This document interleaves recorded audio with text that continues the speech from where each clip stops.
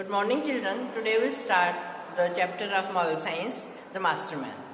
In this story, there was a man named Shadusa.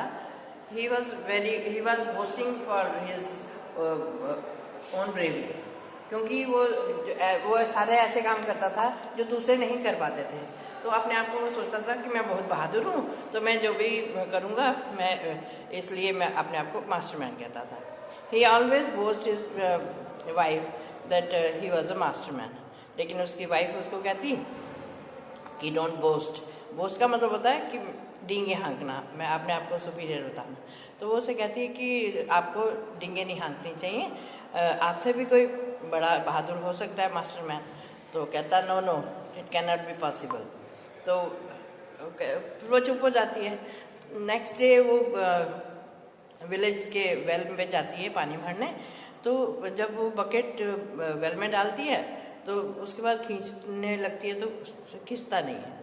तो वो खड़ी होती है, तो वो कहती है अब पता नहीं क्या होगा, पानी कैसे निकलेगा. उसी समय another woman came there. She had her son on his back, और उसके हाथ में कैलाबैश था. कैलाबैश होता है एक बर्तन जो किसी फ्रूट से बना हुआ होता है. जब सूख जाता है फ्रूट तो उसमें पानी भरने के लिए वो लेके आती है. तो वो कहती है कि क्या हुआ. वो कहती है कि आप इसमें से पानी नहीं भर सकते. कहती है वाई, क्यों नहीं भर सकते पानी. कहती है क्योंकि जब मैंने बकेट डाली है तो पानी खींच नहीं रहा ऊपर. कहती है ओके. तो वो अपने बेटे को कहती है, उसको नीचे उतारती है. कहती है कि fetch water for your mamma.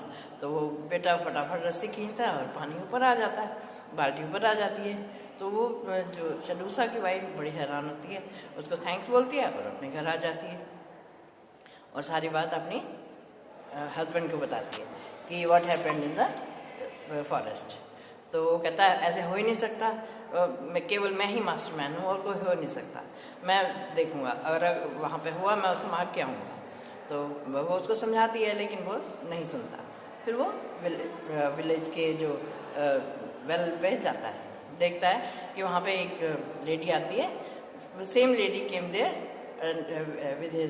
With her son on his back. तो वो जब उससे कहती है कि कहता है कि ये तो पानी आप भर नहीं सकते. कहते क्यों नहीं भर सकती. क्योंकि बाल्टी खींच नहीं रही है. तो कहती है कि ओके आई डू. तो जब वो अपने बेटे को कहती है तो बेटा खींच देता है. तो उसे कहता है कि ये कौन है, इसका क्या नाम है. कहता है कि ये मेरे बेटा है, और ये इसका बेटा, अगर इसका पापा मास्टरमैन है तो ये भी मास्टरमैन है. कहता हो नहीं सकता, I want to go and see who is Masterman. तो वो कहता है कि ओके. वो उसको अपने घर ले जाती है. तो वो वहाँ पर शडूसा जाके देखता है कि there was a fireplace, और उसके आसपास हड्डियों का ढेर लगा हुआ. तो वो सोचता है कि व्हाट इज़ दिस. तो वो कहता है कि पूछता है उससे वेयर इज़ योर हस्बैंड. जब वो शिकार करने गया है, एलिफेंट्स को लेके आएगा और आके भूनेगा और उन्हें खाएगा. तो वो कहता है ओके आई वांट टू सी. वो कहती है इतनी देर में जोर जोर से थंडर जैसे बादल गरजते हैं, इस तरह की आवाज़ें आती है. तो उसका मास्टरमैन जो उसका हस्बैंड होता है उस लेडी का, वो आता है. तो वो सोचता है कि वो कहती है कि मेरा हस्बैंड आ गया है. तो हमारा घर बहुत छोटा है, वो बाहरी फायर प्लेस पे बैठ के उसको भूनेगा, हाथियों को भूनेगा और हाथियों को खाएगा. तो कहती है कि लेकिन वो तुम्हें भी नहीं छोड़ेगा, इसलिए तुम छुप जाओ. तो वो उसको किसी फायर प्लेस के पास ही वो घड़े पड़े होते हैं, उसके अंदर उसको छुपा देती है. एट दैट टाइम क्या होता है कि वो जब छुपा हुआ होता है तो वो आता है, फटाफट बोन्स को वो एलिफेंट्स को पकड़ता है और उनको भूनता है पहले, और भूनने के बाद उन्हें खा जाता है और हड्डियों का ढेर वहीं रहने देता है. शडूसा देखता तो वो एकदम से डर जाता है. बिकेम वेरी फ्राइटेंड कि व्हाट हैपेंड देयर. अगर वो मुझे उसने देख लिया तो क्या हुआ, क्या होगा, मुझे तो मार ही देगा. तो इतना डर जाता है. तो जब वो that Masterman at every elephant, तो उसके बाद वो क्या करता है, तो अंदर आता है अपने घर के अंदर. तो ही स्मेल समथिंग. वो अपनी वाइफ से पूछता है कि I am smelling man here.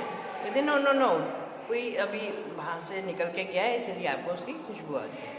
तो कहता ओके. तो उसके बाद वो सोने लगता है। तो सो जाता है तो उसके खर्राटे इतने ज़ोर ज़ोर से होते हैं कि ऐसा लगता है कि सारा मकान ही हिल रहा है, सारा जंगल हिल रहा है।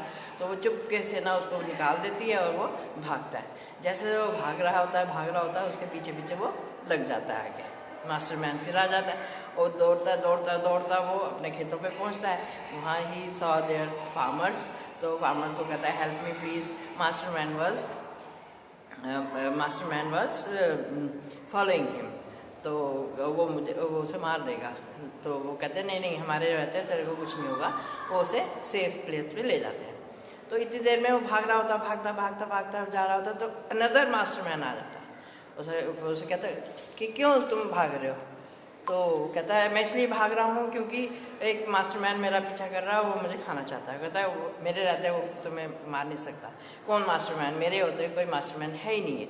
लेकिन वो कहता है इतनी देर में वो उससे कहता है ओके मैं तुम्हें उससे सेव करूँगा। So he took him and put him on one of the highest tree. तो सबके से ऊपर वाले पेड़ के ऊपर उसको टांग देता है। कहता है ओके आने दो। इतनी देर में दूसरा मास्टरमैन जो उसका पीछा कर रहा होता है वो आ जाता है। तो उससे कहता है कि वो आपस में लड़ने लग जाते हैं। तो आपस में लड़ते उनकी आवाज़ें इतनी ज़्यादा होती हैं जैसे थंडर्स बादलों का।